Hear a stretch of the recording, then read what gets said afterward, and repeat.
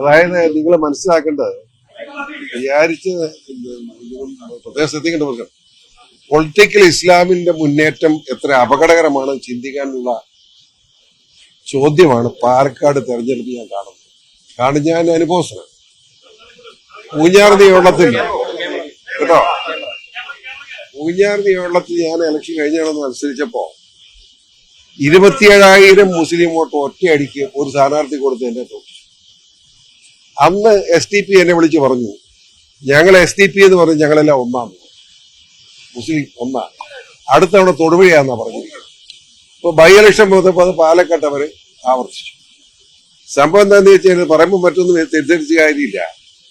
തെരഞ്ഞെടുപ്പിന്റെ തലേ ദിവസം കുഞ്ഞാലിക്കുട്ടി എന്ന് പറയുന്ന ലീഗുകാരനും താങ്കളും CPM-ന്റെ KT ജലീലും CPM KT ജലീലും SDPI-യുടെയും ജമാഅത്ത് ഇസ്ലാമിയുടെയും നിരോധിത സംഘടനയും മുസ്ലിം നേതാക്കന്മാർ ഒരുമിച്ച് ഒരു മുറി കൂടുതലാണ്.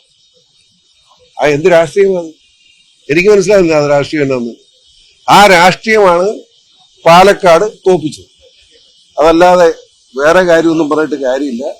പൊളിറ്റിക്കൽ ഇസ്ലാമിന്റെ വർഗീയവൽക്കരണത്തിന്റെ ഭാഗം വരികയാണ്. അതിന്റെ ഭാഗമായിട്ടാണ് പാലക്കാട്ടെ തെരഞ്ഞെടുപ്പ് പരാജയം BJP കൊണ്ടായെന്ന് ഉറച്ചു ഞാൻ വിശ്വസിച്ചു. പാലക്കാട് തോൽവിയുടെ പേരിൽ പാർട്ടിക്കകത്ത് വലിയൊരു പ്രതിസന്ധിയാണ്. ഇത് നിങ്ങളെ മാധ്യമങ്ങൾ ഉണ്ടാക്കുന്ന പ്രതിസന്ധിയാണ്. ഞാൻ അന്വേഷിച്ചിട്ട് ആർക്കും ഒരു പ്രതിസന്ധി ഇല്ല. ഇപ്പൊ ഏതെങ്കിലും ഒരു വ്യക്തി പ്രതിസന്ധി ഉണ്ടെന്ന് പറയണ്ടേ? ആരും പറയുന്നില്ല. ഞാൻ എല്ലാവരും ബന്ധപ്പെട്ട് ആർക്കും ഒരു പരാതിയില്ല. പിന്നെ എന്താ പ്രശ്നം? അതായത് പാലക്കാട് മുനിസിപ്പാലിറ്റിക്കകത്ത് ചില പ്രശ്നങ്ങളല്ല, അവരാഗ്രഹിച്ച സ്ഥാനാർത്ഥിയല്ല കിട്ടിയതെന്നുള്ള അവരുടെ പ്രശ്നം. പക്ഷെ ആരെ കുറ്റപ്പെടുത്തും?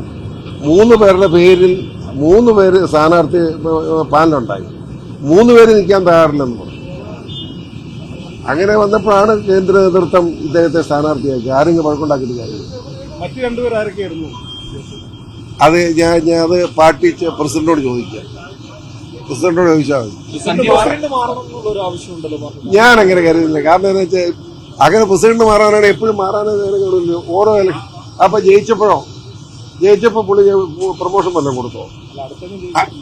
ആ ജയിച്ച പ്രൊമോഷൻ കൊടുക്കുന്നുണ്ടോ? ഇല്ലല്ലോ.